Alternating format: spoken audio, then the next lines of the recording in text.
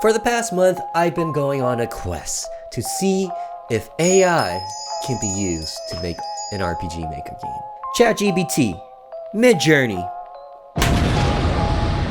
Now, according to last time, ChatGPT said that it could not actually create us a video game, but instead assist us.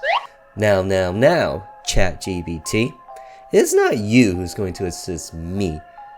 It is me who's going to assist you.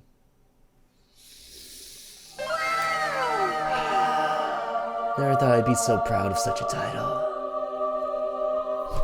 To start things off, I first needed a story, so I had ChatGPT come up with 5 of them, all of which I ended up just scrapping.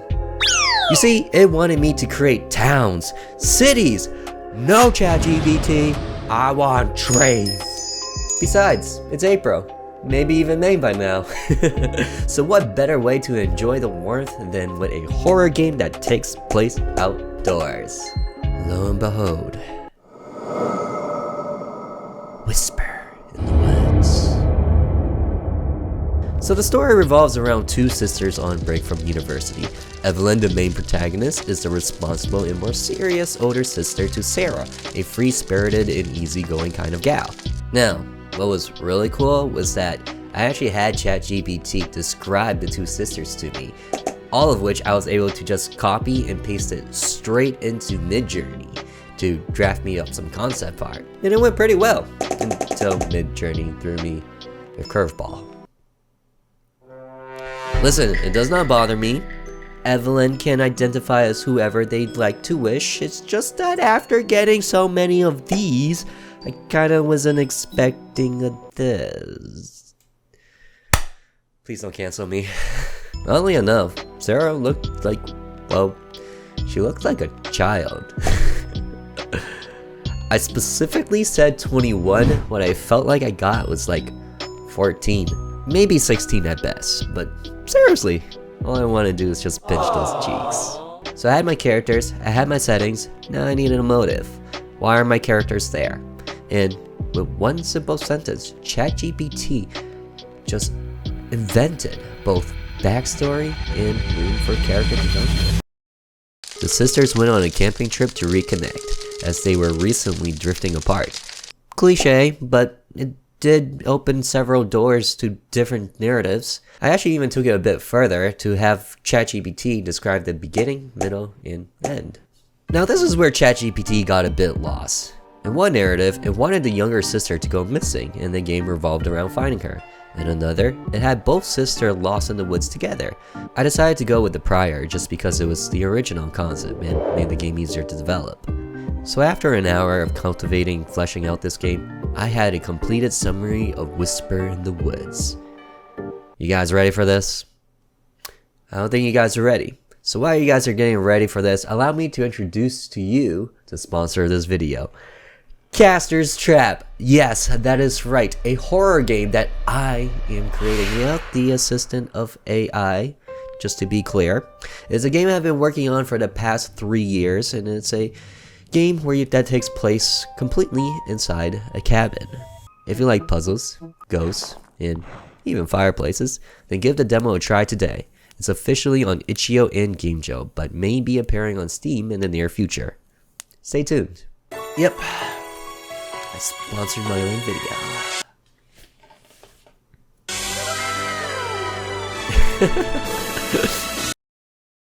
So jumping back to when I had ChatGPT write me several different stories, there was one thing it had in common every single time. Sanity, sanity, sanity. ChatGPT, I'm offended. Do you really think that all horror games these days rely on a sanity system? Fair point. ChatGPT mentioned the player's sanity deteriorating, and as it does, for the player to start seeing visions of the witches and their magic. Yeah, I recreated this. Now the sanity of the player will decrease as they travel through the forest, but instead of just visions of the witches, we get actual witches. There's a difference. One makes you go, oh my god, there's a witch. The other one makes you go, oh my god, there's a witch. Ah! And not just that, the lower your sanity, the more it hurts. Oh, and by the way, did you see it? TheOdie's top 5. Next big item on the plate was the puzzles. We did have carvings in the bark of the trees after all. The only question was, how are we going to turn them into puzzles? ChatGPT gave me some suggestions. I didn't care for most of them. So recreate it once again. What's that? What's that? And here. Did you hear it? And in case you were wondering why they were basically all triangles, ChatGPT. You know, I even had Midjourney conceptualize this for me, and well, it wasn't exactly what I or ChatGPT expected.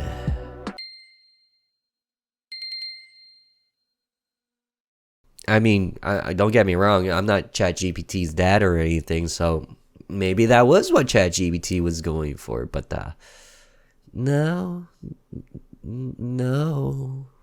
Oh, by the way, I didn't even tell you guys about the maps, but Midjourney surprisingly knew what an RPG Maker map looks like.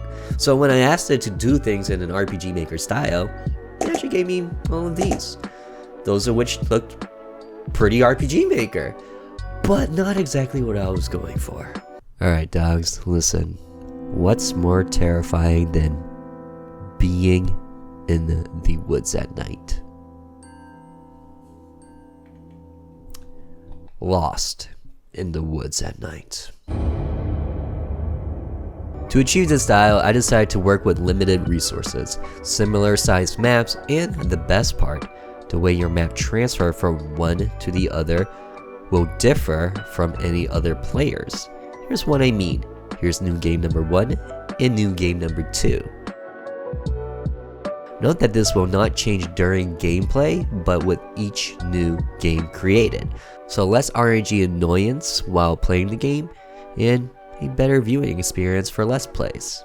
I gotta admit, ChatGPT did come up with some pretty nifty ideas, about 25% of which I'd say I ended up scrapping and recreating my own, but I like to think that I still stuck to the idea that I assisted ChatGPT instead of ChatGPT assisting me. No, I feel like ChatGPT gave me more work than I anticipated. Midjourney, on the other hand, imagined some pretty nif concept art. Those of which just being Sarah and Evelyn, our two main sisters. The witches, witch lord. There's a witch lord, believe it or not. There's a witch lord.